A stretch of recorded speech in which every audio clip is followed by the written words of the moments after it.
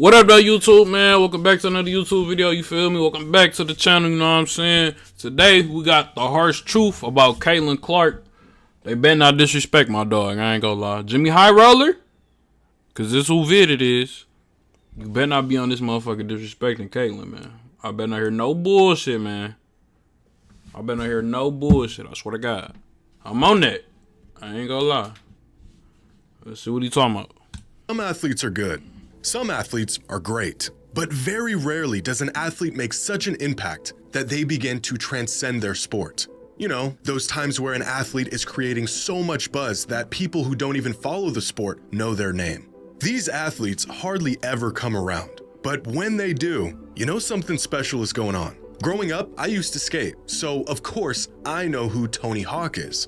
But my mom also knows who Tony Hawk is. In a sport that tends to only retain the most die-hard fans, Usain Bolt was so incredible that he became a household name. And it also helped that his name sounds like he was destined to be the fastest man of all time. No, literally. Ask the average person to name any golfer, and they'll instantly say Tiger Woods, followed by no one else. There are very few athletes that reach— I cannot name a single golf player after Tiger Woods, bro. this level of popularity, where they almost single-handedly lift their sport to new heights. And right now, women's basketball is home to an athlete that may just be next in line to be one of these transcendent athletes. Caitlin gonna be the GOAT, man. Caitlin is gonna be the GOAT, bro. She gonna be the greatest to ever touch the fucking court. She gonna be the MJ of WNBA. Caitlin Clark has only been in the WNBA for one season, and she is already the face of the league, drawing in more fans, viewers, money than ever. I gotta grab me a jersey, but man. I ain't gonna lie. Without harsh criticism, some of it targeted at the disproportionate admiration and attention being given to just one player, and some of this criticism claiming she simply isn't nearly as dominant as we are led to believe. A product of the sports media machine pushing their golden child. God. Is Caitlin Clark really as good as advertised? Or have her talents been overblown for the sake of the WNBA and the future of women's basketball? Bro, stop it. And I want to personally thank Caitlin Clark. Stop it, bro. She hoop, bro. Like, she hoop for real. Like, we're not even finna do that. Today's video is sponsored by DraftKings. Football season is all in placing and both available cash. Jimmy Higher. That's promo. On April 7th of this year, the women of the NCAA Basketball Championship accomplished something completely unprecedented. Throughout the game, they drew in nearly 19 million viewers, a number that shattered every NCAA women's record, exceeded the viewership of any men's tournament game over the last half-decade, and even surpassed every single NBA Finals game since 2018. The game was a groundbreaking spectacle, with people who had never even tuned into a single basketball game in their life turning on the TVs to see who would be crowned champions. The majority of this literally though, like to one 3 years ago, niggas was not 3 years ago, niggas was not watching women's basketball at all, bro. Caitlin and LSU and Angel Reese single-handedly did that shit. You know what I'm saying? Paige Beckers is hard too. You know what I'm saying? Juju. You know what I'm saying? Juju Watkins, USC. She about to turn them up. They about to turn. They got people. They got people now to turn it up now. Now that they gone, they still got people that can turn it up a little bit. Player Caitlin Clark. Her unbelievable range and record-breaking performances proving to be must-watch TV. The true testament of her greatness and impact. Shooting the lights out the gym. Borderline detest that quickly followed her ascent. Crazy. Some fans and players, both past and present, questioning if her talents would translate to the next level and if the horde of fans she inspired would follow. They did. Her WNBA debut attracted the most viewers of any WNBA game in the history of ESPN. Indiana's home game attendance jumped from an average of 4,000 fans last season to an average of over 17,000 fans this season, a more than 400% increase in just a single year. Transactions in the Fever's team store jumped over 700%, and WNBA viewership has skyrocketed to levels that even Clark's biggest advocates could not foresee. Game 4 of I hate ads.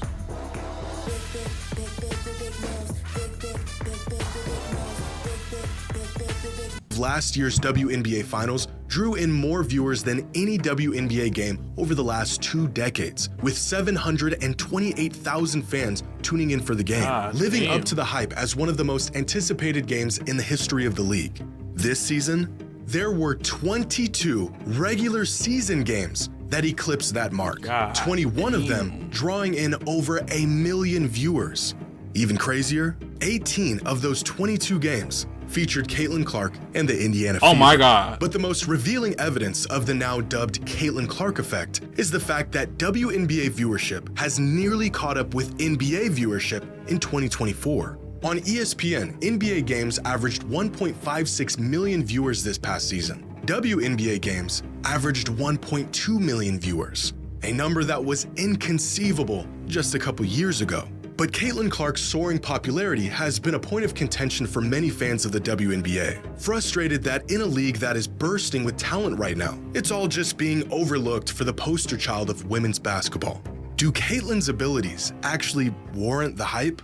In just her rookie season, Caitlin broke over a dozen league and franchise records, including the WNBA's single-season assist record. She set the record for the most assists in a single game. She received the most All-Star votes of any player in WNBA history, set a new league record for double-doubles by a guard in a single season, scored the most points of any rookie in league history, and became the first rookie in WNBA history to put up a triple-double. Just this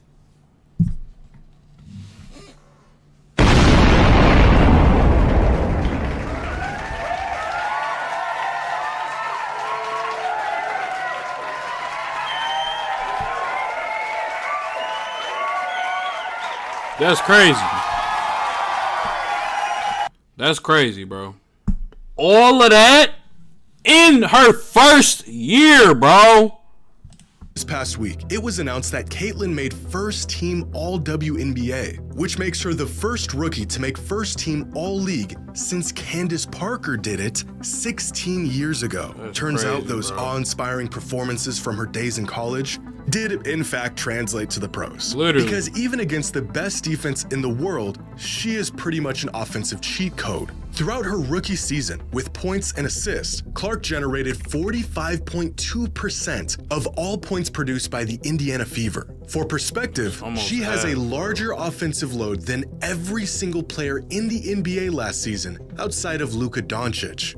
And she's a rookie. But to really understand Caitlin's unparalleled offensive prowess, here are the 200 most productive offensive seasons in WNBA history on a scale of points generated per game. And among these seasons, you'll find the greatest players in the league's history. Lisa Leslie, Tamika Catchings, Cheryl Swoops, Candace Parker, and Angel McCoughtry have tons of seasons littered throughout this chart. Climb towards the top and you'll find seasons from Asia Wilson and Cynthia Cooper. But with 4 of the top 10 most productive offensive seasons in WNBA history is Diana Taurasi, her 2006 campaign being the best of them all, producing 33.9 points per game.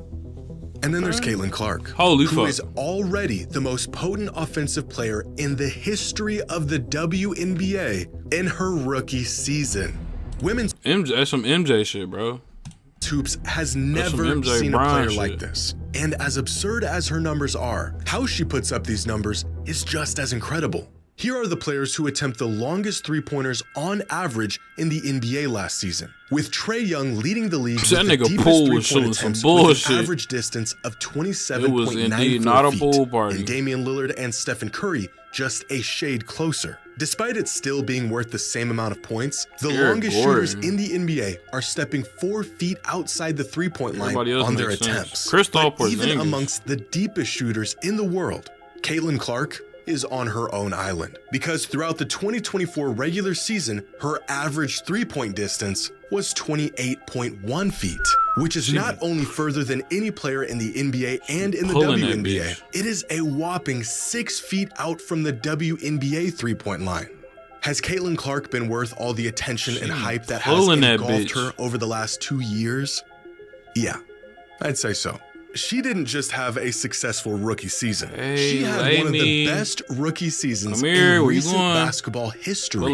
And this isn't just to her benefit, but the benefit of the entire WNBA. Because the seismic boost in the WNBA's popularity this season is not limited to those turning on the games to see what she'll do next, it can also be found in the fans actually showing up to the games. Looking at a chart of the average attendance of WNBA bro, and I games, just feel like, bro, you can't tell. And then, bro, she was one vote off from being the ununanimous, I think it was Rookie of the Year, yeah. Rookie of the Year. Somebody was hating, bro. Somebody was hating. Somebody that was voting was hating, bro. Cause like, who the fuck else did you vote for, bro? Who the fuck else did you vote for? Like, you feel me? I didn't watch all the games, but I watched some of them, and I'm saying like Angel Reese had a good season, you know what I'm saying? Cameron Brink, you know what I'm saying? Who else? Who else is a rookie this year? That's the only one I could think of right now. Rakia Jackson. I ain't watched the LA Sparks that much, so I can't really say. I only watched Angel Reese and Caitlyn for real. But I'm gonna watch some LA. We gonna react to some LA Sparks games, some Chicago Sky games, Indiana Fever. You know what I'm saying? And whoever Paige Beckers go to next year.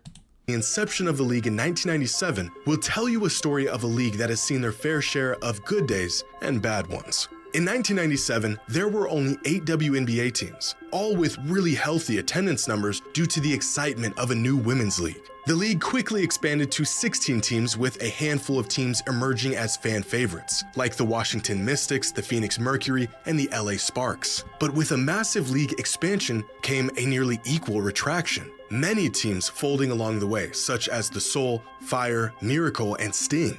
But it wasn't until COVID where the league's once steady fan base was wiped out. In 2020, there were no fans in attendance due to COVID protocols, and when play resumed in 2021, attendance was at an all-time low. A number that has been quickly rising in the few years since the pandemic, but has specifically seen an explosion this season, where for the first time, league attendance was higher than the WNBA's inaugural season. The Indiana Fever seeing the highest attendance numbers in league history, nearly selling out every single home game. In a league where attracting the casual fan has been a seemingly insurmountable task, Caitlin Clark has defied the odds by not only drawing in new fans for her and her team, but rising the tides for the entire league. This is completely unprecedented, at least in the WNBA it is. But there was a time when the NBA was facing similar struggles until a pair of players showed up and changed everything. After the success of the fucking NBA was weak as hell before Magic and Larry, I ain't gonna lie. You had what? Fucking Wilt, nigga? Celtics in the 1960s. No, was Kareem before them? I think it was. The NBA's growth in popularity had come to a grinding halt in the 70s. The league had a rampant drug problem. An emerging rival league known as the ABA was picking up steam, and the NBA didn't really have a face to propel the league into the next decade. Jerry West was on his way out. Kareem was incredible, but he didn't really have Jerry was that. Oh my God. Why did I think Jerry was like the 80s? Or charm that fans gravitate towards. Bill Walton's prime was cut short due to injuries, and many fans felt Julius Erving's introduction to the league after leaving the ABA in 1976 was a bit short of what was advertised. Many games were lucky to see even half capacity in attendance. Many teams were losing money. The NBA had fallen to a, quote, second-tier sport behind the NFL, MLB, and NHL. Yeah, NFL just always been like that, you know what I'm saying? It still is to this day. It's just way more stars, you know what I'm saying? Any nigga that say the NBA is better than the NFL is fucking lying to themselves. You know what I'm saying? Niggas watch NFL every week. Niggas don't watch every basketball game, and that's not even just because there's 82 games in a season versus 17 in the NFL. Niggas still tune in to every Sunday, every Thursday, every Monday night game, bro. And every, you know what I'm saying? Same shit for college. All of this culminating to the point where some networks infamously had NBA Finals games on tape delay in the late 70s due to low ratings. The league was in desperate need of a generational, transcendent superstar. Lucky for them, they got two. Coming off the most popular rivalry in the history of college basketball, Larry Bird and Magic Johnson propelled the league to new heights in the 80s, transforming the NBA from a second-rate league into a behemoth. Hey, bro, is this all leading up to MJ Glaze? That's what I feel like it's going towards. He about to talk about Larry and Magic, and then he'll be like, until Magic Jordan came in.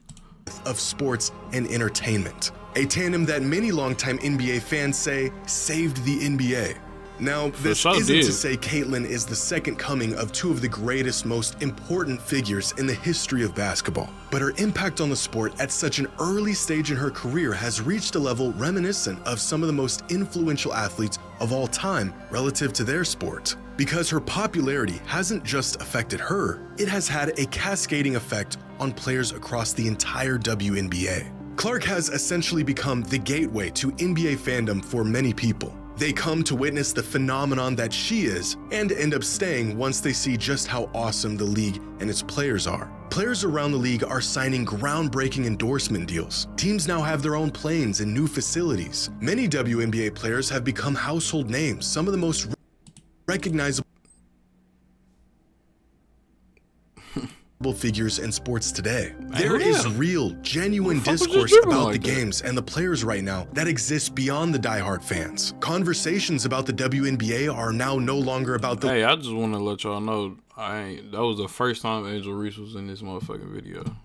legitimacy of the league itself, but instead about its players, records being broken, rivalries, the playoffs, title hopes, the draft, and up-and-coming prospects. It's understandable that Caitlyn's explosion in popularity has caused a lot of tension. Why is she getting all the attention when there's tons of great players around the league doing great things? The answer to that question? Well, it depends on who you ask. But there's no denying the widespread impact Clark has made on the league in just a single season. For years, players in the WNBA pushed for people to give their talents and their skills and the product a chance. And in record numbers, people finally are. Now, what it took to get them to tune in may not be the most ideal circumstance, where for many casual fans, one player is overshadowing the vast majority of an entire league, but it's 1,000 steps in the right direction. Whether the Caitlyn Clark effect will have a lasting impact on the league and retain these new viewers and fans and continue to draw in more in the future is something that only time will tell. But one season in, and she is on a path to being one of the very few truly game-changing athletes of her generation. And yes, she's got all the talent to back it up. No faking. WVid, Jimmy High Roller, you know what I'm saying? WVid, you know what I'm saying? Caitlyn Clark is the motherfucking foreseeable GOAT of the WNBA. Unless, you know, Angel Reese just turn this shit the fuck up. Which she probably will. But I ain't gonna lie, that's gonna be a good, that's a good fucking rivalry. You know what I'm saying? Not like they really, they beefing or nothing, just on the court, you know what I'm saying? Like Brian Curry, Larry and Magic and shit like that. But man, I'm gonna go ahead and get up out of here, you know what I'm saying? Quick little vid, you know what I'm saying? Caitlyn Clark the GOAT, number 22 is the GOAT. I'm gonna stop glazing now. I'm gonna see y'all in the next vid, man.